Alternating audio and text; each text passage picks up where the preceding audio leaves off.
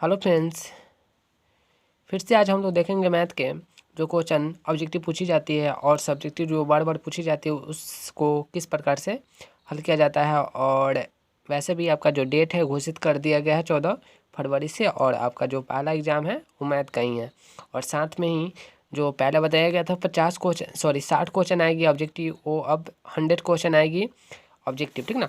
तो 100 क्वेश्चन में आपको करना क्या है, 100 में से आपको 50 क्वेश्चन को बनाना है। तो आज हम लोग पहला प्रश्न देख सकते हैं, क्योंकि आपके सामने ही पहला प्रश्न है। इसमें बोल रहा है निम्नलिखित में से कौन केंद्रीय प्रवृत्ति की माप नहीं है। तो देखिए यहाँ पे डायरेक्टली क्वेश्चन है केंद्रीय प्रवृत्ति। केंद्रीय प्रवृत्ति का मतलब होता है माध्य, माध्यिका, बहुलक। तो यहाँ पर ध्यान दीजिएगा, माध्य, माध्यक और बहुलकी। माध्य, माध्यिका जो माध्यक को ही हम लोग माध्यिका बोलते हैं, ठीक ना। तो इन तीनों को हम लोग बोलते हैं केंद्रीय प्रवृत्ति। तो यहाँ पे आपका राइट आंसर हो जाएगा ये वाला, ठीक ना। ये जो है आपका केंद्रीय प्रवृत्ति नहीं है, ठीक ना। इस चीज़ को आप याद रखिएगा। माध्य, माध्यिका, बहुलक को हम लोग बोलते हैं केंद्रीय प्रवृत्ति, यानी कि ये आपका आंसर हो जाएगा मानक विचलन, ठीक है। अगला क्वेश्चन कह रहा है कि वर्ग अंतराल 110 से 130 का वर्ग चिन्ह क्या होगा। तो देखिए वर्ग चिन्ह आपसे जब भी पूछे तो इन दोनों को क्या कर देना है, जोड़ देना है। जब दोनों को जोड़िएगा तो आपका आ जाएगा, ये आपका 240 आ जाएगा। 240 में क्या करना है, हमको 2 से भाग करना है। जोड़ करके 2 से भाग करते हैं, यानी कि x की वैल्यू जो माध्य में निकाल लेते थे, ठीक ना। तो यहाँ पर ये वही चीज़ करना है। जब 2 से भाग करेंगे तो आपका 120 आएगा, जो ऑप्शन नंबर डी में दे रखा है, ठीक है। तो इस प्रकार से आप इसको हल कर सकते हैं। अगला क्वेश्चन है, रहा है कोण थीटा वाले त्रिज्यखंड का क्षेत्रफल क्या होगा। देखिए इस प्रकार के क्वेश्चन आपके बोर्ड में पूछी जाती है, और विश्वास रखिए कि इस प्रकार के क्वेश्चन आपसे 100% पूछी जाएगी। इस वाले वीडियो में हम लोग माध्यक और बहुलक का भी कॉन्सेप्ट को देखेंगे, और उस पर लॉन्ग क्वेश्चन को भी हम लोग बनाएंगे। तो आप वीडियो को पूरा कंप्लीट देखिएगा, क्योंकि आधा अधूरा वीडियो देखने से कोई फ़ायदा नहीं होने वाली है, ठीक है। अगला क्वेश्चन है, कह रहा है कि कोण थीटा वाले त्रिज्यखंड का क्षेत्रफल क्या होगा। तो हम लोग को पता ही है, और नहीं पता है तो अभी से नोट कर लीजिए। Theta by 360 degree theta by 360 degree pi square होती है। तो देख लेते हैं इसमें से ऑप्शन कौन है। ऐसा कोई ऑप्शन नहीं है, ऐसा कोई ऑप्शन नहीं, लेकिन ऑप्शन सी में देख सकते हैं कि थीटा बाई 720 है। जब 2 से इसको हम भाग करेंगे, 2 से इसको काटेंगे तो ये आपका 360 हो जाएगा, यानी कि theta by 360 degree into pi r square. आपका राइट आंसर हो जाएगा ऑप्शन नंबर सी, ठीक है। तो इस पे अगर क्वेश्चन भी आती है तो आप लोग बना सकते हैं। अगर मान के चलिए थीटा की वैल्यू 60 डिग्री दे देगा और त्रिज्या की वैल्यू 7 सेंटीमीटर दे देगा, तो इससे पूछा जाएगा कि त्रिज्यखंड का क्षेत्रफल क्या होगी। तो इस वाले फार्मूला पे क्या करना है, हमको सेट कर देना है और आंसर निकाल ले लिए, ठीक है। देखिए एक क्वेश्चन और है, बोल रहा है tan 57 बाई cot 33 का मान कितना हो। देखिए इस टाइप का जब भी क्वेश्चन आए तो आप बिना देखे बुझे एक में आंसर मान सकते हैं। कब, जब दो एंगल को जोड़ने पे 90 डिग्री आ रही है तब। देखिए 57 और 33 को जब जोड़िएगा तो 90 डिग्री आएगी। तो आप क्या कीजिए, 1 को ढूंढिए, किधर है 1, आपका ऑप्शन ए में ही 1 दे रखा है। तो यानी कि इसको हल किया जाएगा। देखिए इन दोनों में से किसी एक को चेंज करना चाह रहे हैं, मान के tan को चेंज करना चाह रहे हैं तो tan लिखेंगे। क्या कर सकते हैं, 90 माइनस में हम 57 को 33 लिख सकते हैं ना, ऐसा तो कर सकते हैं हम। बाई कितना है, कॉट 33 है। ध्यान दीजिएगा tan 90 माइनस थीटा। देखिए 90 में से 33 को घटाने पे हमको क्या आएगा, 57 तो आएगा ही, ठीक है। तो यहाँ से भी हम लोग कर सकते हैं। देखिए अब ये फार्मूला पे सेट हो गया, tan 90 माइनस थीटा क्या होती है, कॉट थीटा। थीटा की जगह पे 33 डिग्री है, हम बटा में क्या करेंगे, कॉट 33। इसको काटेंगे तो 1 ही आएगी। आपका राइट आंसर हो जाएगा ऑप्शन ए। अगला क्वेश्चन, एक पासे को फेंकने पर एक सम संख्या आने की क्या प्रक्रिया है। देखिए एक पासे को फेंक रहे हैं तो एक सम संख्या आने की क्या प्रक्रिया है, 2 आ सकता है, 4 आ सकता है और 6 आ सकता है। और एक पासे को फेंकने पर संभव संख्या कितनी आती है, यानी कि 1 से लेकर 6 तक आती है। तो यानी कि टोटल संख्या 6 है, और इसमें से मेरी इच्छा है कि कितना है, 2 4 6 यानी कि 3। इसका ऊपर लिख देंगे 3, जब काटेंगे तो 1/2 आपका राइट आंसर हो जाएगा, ठीक है। तो इस प्रकार के अगर क्वेश्चन आ रही है तो आप लोग को करना क्या है, इसी प्रकार से हल कर लेना है, ठीक है ना। और प्रैक्टिस से देखिए हमारे चैनल पर बहुत सारा ऑब्जेक्टिव क्वेश्चन का सेट डाला हुआ, तो आप वहाँ पे जा करके भी आप अपना तैयारी को मजबूत बना सकते हैं, ठीक है ना। और याद रखिएगा 14 फरवरी और 100 क्वेश्चन पूछी जाएगी, जिसमें से आपको 50 क्वेश्चन का आंसर देना पड़ेगा। चलिए ठीक है, और इस टाइप का क्वेश्चन आ रही है तो आप लोग बना सकते हैं, ठीक है। अगला क्वेश्चन देख लेते हैं। एक क्वेश्चन और जो है काफ़ी इंपॉर्टेंट क्वेश्चन है, बार बार पूछी जाती है। ये कह रहा है निश्चित घटना की परिकता का मान क्या होता है। निश्चित घटना की परिकता, तो निश्चित घटना जब भी बोले तो एक बोलिए, ठीक ना। संभव बोले तो एक। संभव और निश्चित की हमेशा परिकता का मान कितना होता है, एक होता है।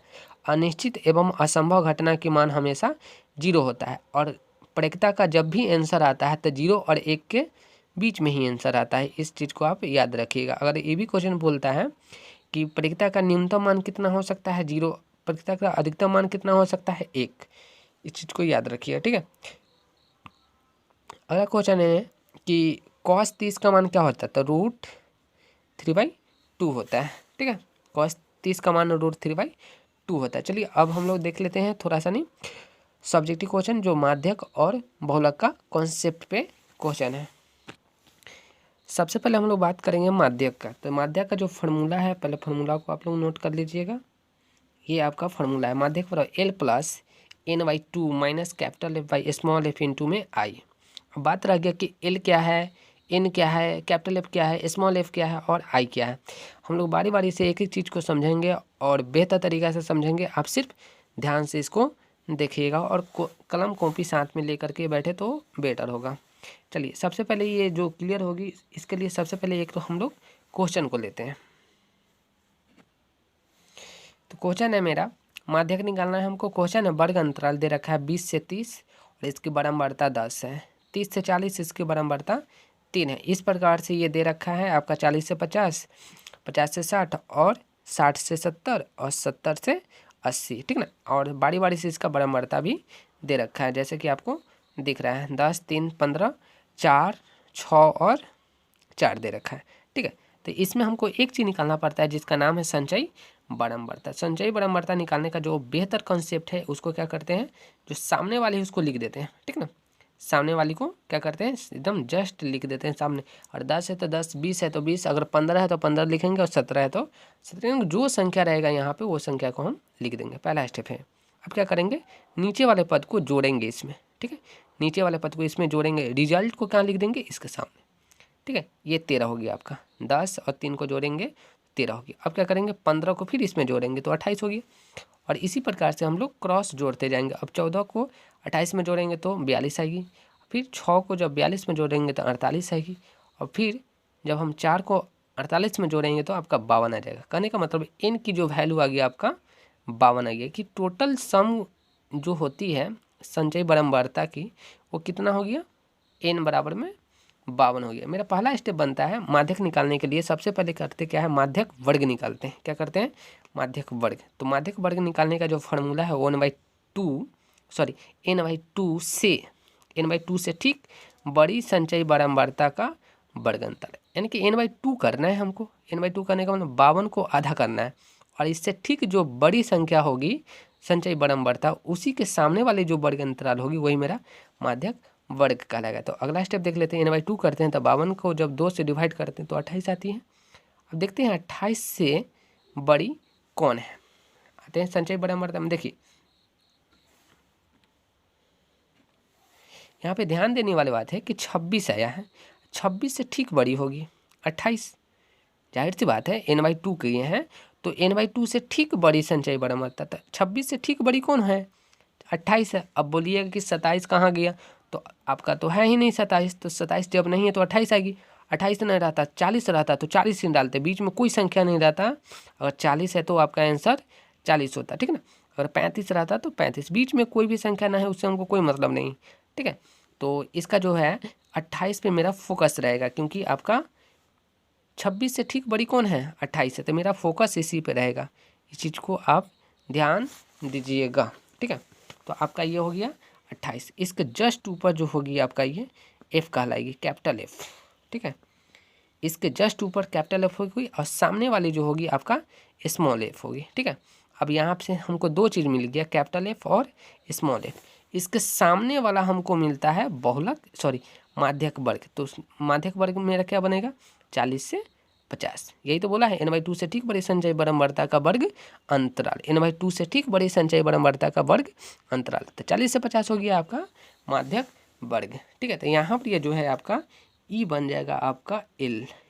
क्या बनेगा, एल बनेगा ये, ठीक है। एल लोअर लिमिट, ठीक है ना, निम्न सीमा, ठीक है। अब इसको क्या करते हैं, फार्मूला पे सेट करते हैं। तो ये रहा फार्मूला 40 से 50 है, ठीक ना, 40 से 50 आपके माध्यक वर्ग है। तो यहाँ पे जो है एल की वैल्यू कितना है 40 है, n/2 कितना लाए हैं 26 लाए हैं, माइनस है तो माइनस, एफ की जगह पर कितना रखेंगे 13, कैसे, क्योंकि एफ की जगह पर कितना है 13 है, ठीक है। और स्मॉल एफ के जगह पे कितना दे रखा है 15 दे रखा है, ठीक है। और आई के जगह पे कितना रखेंगे 10। अब ये 10 आ कहाँ से रही है, तो इसके बीच का डिफरेंस 40 और 50 के बीच का डिफरेंस कितने का है 10 का, बस यहाँ पे हमने 10 रख दिया। अब करेंगे हल इसको, 26 में से 13 जाएगी तो 13 बचेगी, और यहाँ पे 5 से 3 काटेंगे इसको तो 3 दफ़ा, और 5 से इसको काटेंगे तो 2 दफ़ा। अब 2 से इसको हम गुना करके लिख दिए 26, अब बटा में रह गया 3। जब 26 में 3 से डिवाइड करते हैं तो 8.66 आती है, और 40 में जब इसको ऐड कर देते हैं तो ये आपकी हो जाती है 48.66। ये आपका राइट आंसर हो जाएगी। देखिए इस टाइप का क्वेश्चन अगर आ रही है तो आप लोग एक नहीं 1000 क्वेश्चन बना सकते हैं जब आपको कॉन्सेप्ट क्लियर रहेगा तब, ठीक है ना। तो आपको करना क्या है, एनसीईआरटी भारतीय वन क्वेश्चन उठाना है और इस प्रकार से या फिर प्रीवियस ईयर क्वेश्चन आपको लेना है, और इस वाले फार्मूला पे आपको क्या कर देना है, सेट कर देना है। मुझे आशा है कि आप लोग को ये कॉन्सेप्ट समझ में आ गया होगा, ठीक है। तो आगे देख लें हम लोग बहुलक का कॉन्सेप्ट, ठीक है। बहुलक का कॉन्सेप्ट क्या है सो, तो सबसे पहले बात करेंगे हम लोग बहुलक की। तो बहुलक का फार्मूला हम लोग देख लेंगे। इसकी जो फार्मूला है L plus F1 minus F0, F1 minus F0 by 2 F1 minus F0 minus F2 into height. देखिए बहुत आसान है, सबसे आसान अगर बात किया जाए तो बहुलक ही है। आपको क्या करना है, फार्मूला याद करने में दिक्कत हो रही थी, देखिए L प्लस तो हमको पता ही है, F1 0, ठीक है, सेम चीज़ को उतार देंगे, F1 0, बस यहाँ पे 2 से गुना किए हैं, ऊपर में नहीं किए, माइनस है और F2, ठीक है ना। यहाँ पे 3 चीज़ याद रखना पड़ता है, 0 1 2, ठीक है ना। आगे हम लोग बता देंगे किस प्रकार से इसको याद करना है, ठीक है ना। इनटू में हाइट, यानी कि वही बीच का डिफरेंस हमको निकालना होता है, ठीक है। तो इसको बनाने से पहले सबसे पहले इसका हम लोग एक क्वेश्चन को देखेंगे। तो क्वेश्चन रहा एक, ये कह रहा है ये कि 50 से 100, 100 से 150, 150 से 200 और 200 से 250, 250 से 300 दे रखा है, और इसकी बारंबारता 15, 10, 25 और 17, 12 दे रखा है, ठीक ना। एनसीईआरटी क्वेश्चन है। आप यहाँ पे क्या कीजिएगा, सबसे बड़ी चीज़ को हम लोग फोकस करते हैं। तो सबसे बड़ी क्या है, सारे में से सबसे बड़ी है 25, तो मेरा फोकस इसी पे रहेगा। अब क्या करेंगे, इसके जस्ट ऊपर वाला से स्टार्ट करते हैं, 0 1 2, F0 F1 F2, याद रहेगा। सबसे मेरा फोकस रहेगा बड़ा वाले पे, क्योंकि बारंबारता का मतलब ही होता है बार बार आना या फिर बड़ा, ठीक है। तो यहाँ पर यह F0 F1 F2 आपका 3 डाटा यहाँ से निकल गया, और L तो पता ही है, L जो होगी आपका इसके सामने वाली आपकी बहुलक वर्ग कहलाएगी, ठीक है ना। तो सामने वाली क्या है, 150 से 200 है, ठीक है। तो यहाँ पर ये लिखा हुआ भी है, अगर बहुलक वर्ग निकालना होगा आपको तो करेंगे क्या, सबसे बड़ी बारंबारता का वर्गांतर, सबसे बड़ी बारंबारता का वर्गांतर। तो यहाँ पर ये आपका जो राइट आंसर, सॉरी, बहुलक वर्ग बनेगा आपका 150 से 200 बन जाएगा, ठीक है ना, 150 से 200 बनेगा, ठीक है। तो इस चीज़ को हम लोग यहाँ पे नोट करते हैं। तो एम मोड बराबर में बहुलक बराबर में L प्लस, L के जगह कितना दे रखा है, लोअर लिमिट वही 150, प्लस है तो प्लस, और यहाँ पे ध्यान दीजिएगा F1 कितना था, फार्मूला तो वही है ना, F1 के जगह पे 25 है, माइनस है तो माइनस डालेंगे, F0 कितना है 10 है, ध्यान दीजिएगा 10 है, F1 कितना है 25 है, और F2 कितना है 17 है।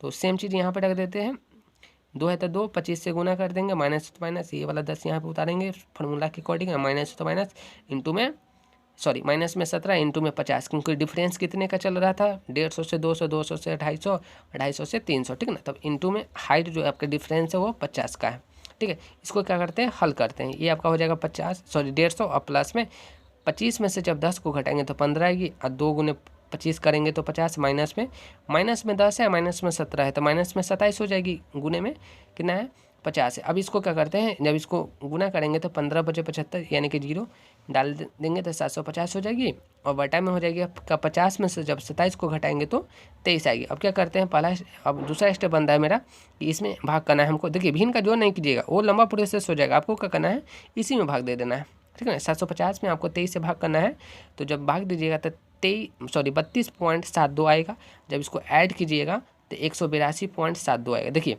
जब भी आप बहुलक का या फिर माध्यक का क्वेश्चन बना रहे हैं तो जो आपका आंसर आ रहा है, जो आप बहुलक वर्ग ले रखे हैं उसके बीच में आना चाहिए। तो मेरा बहुलक वर्ग कितने से कितने के बीच में था, 150 से 200, तो 150 से 200 के बीच में आंसर आ रही है, ठीक है। उसके जस्ट पहले वाले हमने माध्यक को देखा था, तो उसमें जो है 40 से 50 के बीच में ही आंसर आया था। माध्यक वर्ग मेरा 40 से 50 में था और 48.66 आंसर आया था। ठीक है, तो इस टाइप का अगर क्वेश्चन आ रही है माध्यमिका बहुलक की तो आप लोग बना सकते हैं। ठीक है, अगर वीडियो आपको अच्छा लगा होगा तो आप मेरे वीडियो को चैनल को सब्सक्राइब कर सकते हैं, बेल आइकन को प्रेस कर सकते हैं और अपने दोस्तों में शेयर ज़रूर कर सकते हैं। Thank you everyone.